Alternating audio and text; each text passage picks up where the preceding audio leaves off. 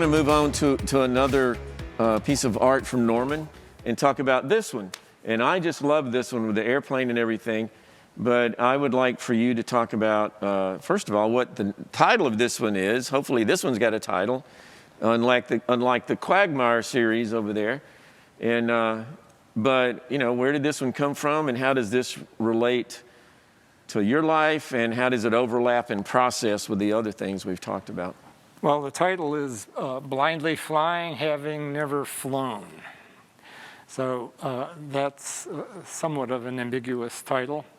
The work has a lot of components in it. The backdrop is all of those three-dimensional texture surfaces which come off of out of a process called collograph, where you actually build the matrix. And I'm talking about matrix. In this case, it's a printing plate, right, which is inked by after you build it, and there are ways to build it so they have durability.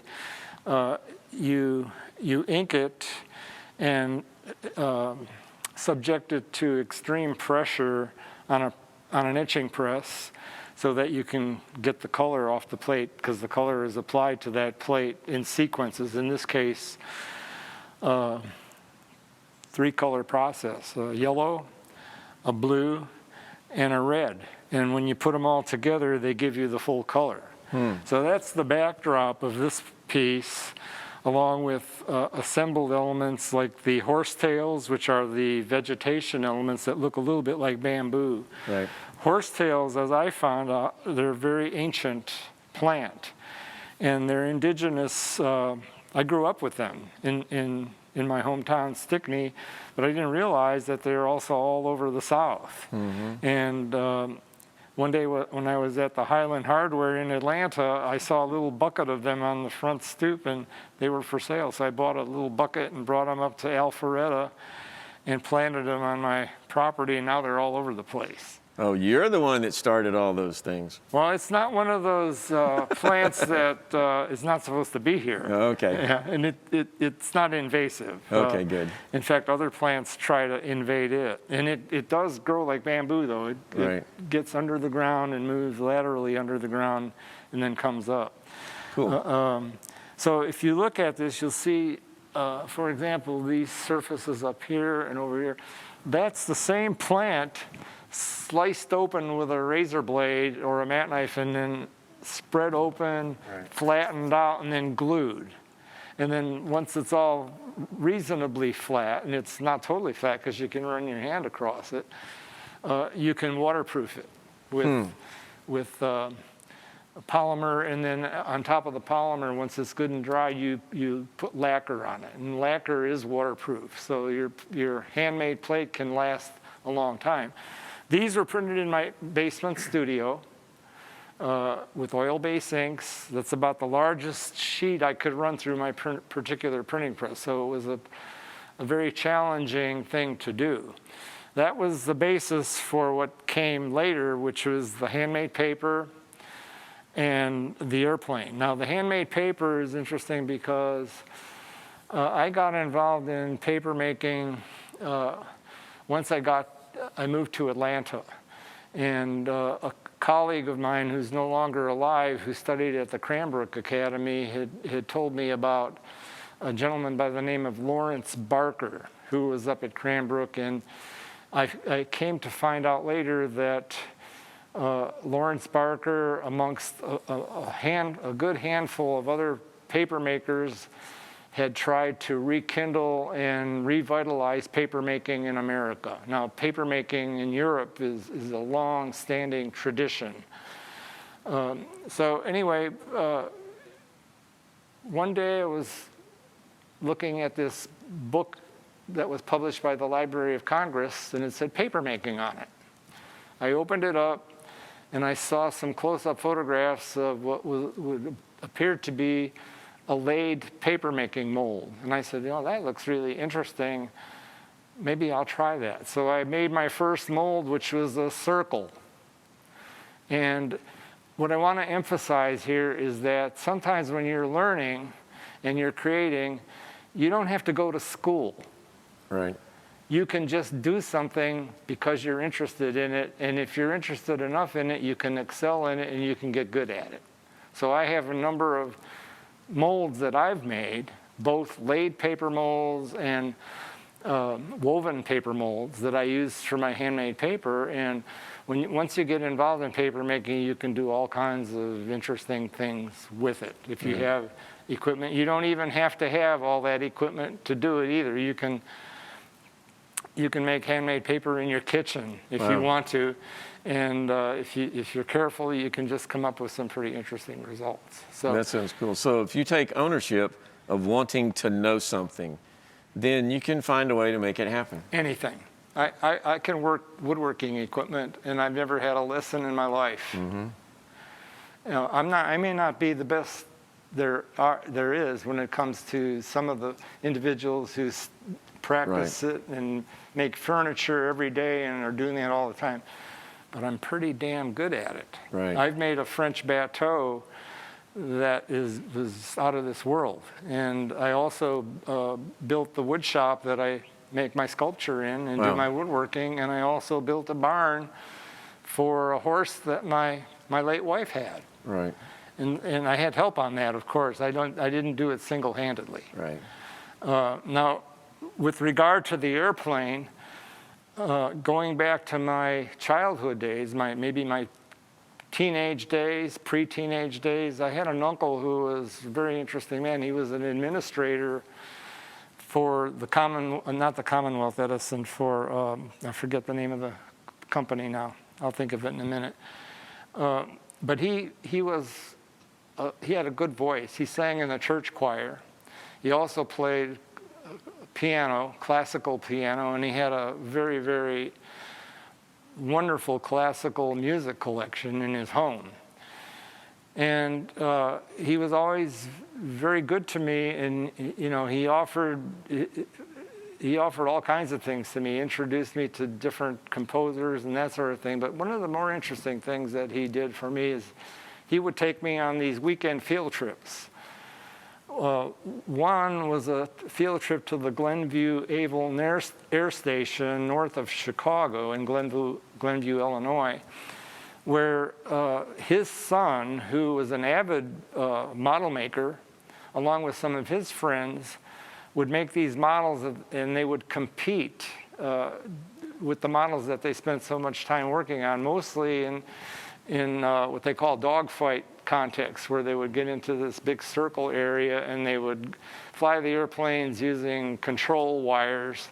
The idea being you had to clip the tail, the flying streamer off the tail of one of the airplanes. Usually there were three at one time. Well, what would happen sometimes is they had to learn how to do all of this and negotiate it while they were all in the center so they could fly the airplanes and still maneuver them. Every once in a while, they'd have a catastrophic collision, and the planes would just get destroyed. And all that work that they put in getting ready for the exhibitions and the competitions would just get destroyed in an instant. But it was exciting to see. The other thing he did for me is he took me to a very, very large auditorium, which looked to me like it might have been like a basketball arena or something like that. I never was there before. It was an indoor venue, and when I walked in, he said, "I want to show you something." We walked in, and there were all these people around flying these little lightweight airplanes that didn't have paper on their wings like this one has. It had like a little membrane, like a bubble, like a regular soap bubble. Wow. And I think they referred that to, I forget the name that they use for that. But apparently these airplanes are so small that you didn't have to throw them. All you had to do is make adjustments in the rudder and the aileron. And again, I don't know all the terminology. You wound them up with rubber band and you could hold them, and then when you let go, they would just climb up into the top of this arena. And when I looked up, I saw all these airplanes just flying all over the place. Wow. And that left a big impression. I mean, apparently there's a big circuit of this all over the world. I mean, it's not something that's just localized in Cicero, Illinois, which Right. is where this one was. So my experience with model making is that I like to build, and in this case, even though I put rubber bands on it, I was more concerned about the abstract elements and the geometric elements in the wings and everything. In some cases, like if you see here, it's like a marble design. Right. That's another thing I've taught myself. That's cool. A process called marbling, which has a long history. In Japan, it's referred to as sume nagashi zome, and that's the earliest form of marbling. And then in Europe, it's has a different name. It depends on what part of Europe you're in. And in, let's say, in the Middle East, it's called Hebrew. And then if you get as far over to England, you'd have Western-style marbling. And there was a gentleman who was a bookbinder and a marbler in England. His name was Douglas Cockerell, and he made some of the most fantastic marble papers you ever want to see. And when I first came to Atlanta, there was a paper importer in New York called Andrews Nelson Whitehead, and you could get a little catalog of Andrews Nelson Whitehead papers, and in those little books, he had all those papers done by Douglas Cockerell. Interesting. So So all that has come to be part of this. Yeah. Let me ask you. Well, the marble paper here is done on it's done on filter paper, Right. like a technical filter paper, and that you got to handle that very carefully when you're doing it. So even though this is created by you, even the wood pieces you have in here, I mean, they kind of have their own marbling just in the rings of the tree and everything. Yeah, well, that comes along with being visually aware. I wrote in my master's thesis, I think when I went to graduate school, that was one of the things that I came out of there with, the idea of the sensitivity of being visually aware of your surroundings. And on Clark Drive, where I live up here in a very old subdivision, I had a neighbor who split a lot of wood and cut up a lot of wood, and every time I'd go up the road, I'd take a bucket with me and pick up all the scraps. Right. So I I still do that. Yeah. So I know that in writing, you get in a certain situation, you're like, oh, I could use that in a story. Do you do the same with your art? When you Yeah. see wood chips laying there or whatever it might be on the side of the road, you go like, I can use that. I don't Yeah. know where yet, but it will show up in something. Well, you know the term slew? Are you familiar with that term? Maybe not Well, in Chicago, they have what they're called sloughs, which mean are like the basi- ditches and stuff? They're like swamps. Yeah, I know what that is. But the other terms, the slough has another meaning. It's like when a snake sheds its skin. It's called sloughing the skin. So I have a studio full of snake skins that going back to our earlier conversation, how do you know when to go to something else? Well, those snake skins are waiting on me. Well, I can see them showing up because your work has lots of texture to it and everything. Well, they're organic, so Right. I have to figure out, because I've already done some work with that in assemblage, and when they're organic, even you don't really realize it, but they're little tiny creatures that can consume a snake skin in a day. Yeah. Oh, they become flimsy real So fast. I have to figure out a way. Polymer is a good answer to that. Right. I'll be using polymers to try to secure the beautiful patterns and the beautiful surfaces of the snake skins. Well, we'll start a collection of snake skins for you. So Thank you. everybody around here, when they find one, they can bring them in. Yeah, well, And just we'll get 'em make to sure you. that you know how to handle it if it's a venomous snake, that's all. Yeah. Oh, yeah. We'll make sure the snake is not in it anymore. Yeah, that would not be a good thing. So, all right. Well, this is way cool. I mean, I just love this one with the airplane and everything. Again, I mean, so, when it says never flown, this one has never flown. right. And it's going down. It's Yes, sort of- it is. And its wheels are kind of not like it might land on the ground. Now, I noticed this one is not for sale. I'm attached to it. Right. I was going to had ask someone you. who wants it really bad, but I'm not about to let it go. Right. Because, yeah, this one is one of a kind. Yeah, on the additions, that's fine. You can easily part with the additions. When it comes to the one of a kinds, it's a difficult thing to do. But Yes. then again, what are you going to do with it all if you don't have enough room to store it all? Yeah, no kidding.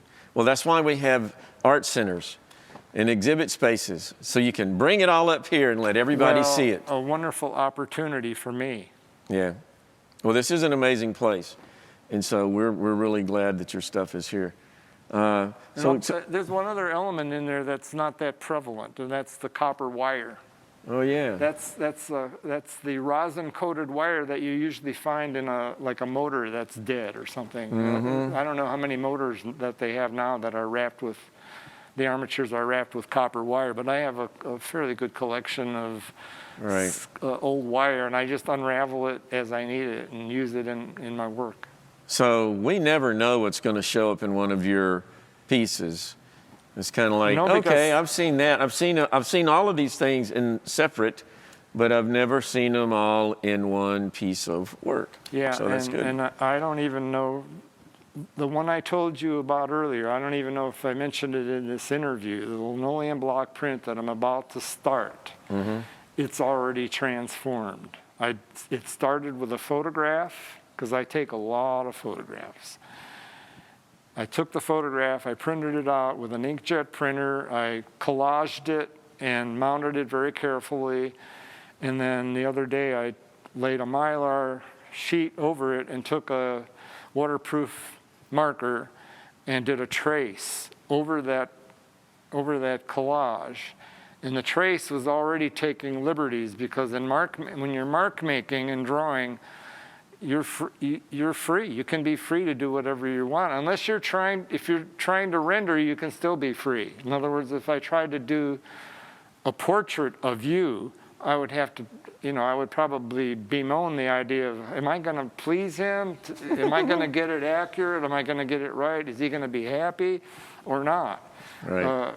Some artists don't care about that, but other artists who are portrait artists, they're very concerned about doing a fairly exacting rendition, not just exacting, but something that gets into the essence of that individual. Right. So anyway, this one I'm working on is already changing. By the time I get it cut, it won't even be anything like the photograph that I took when I was out in the woods. In fact, I don't even know if I can find the tree stump. I'm going to have to go back there and see if I can locate the tree stump. You just have to hold the frtage up to all of them and say, oh yeah, that's it. Right. It fits. Right. And then you'll be walking around and you'll wait. Oh, I had it upside down the whole time. Yeah.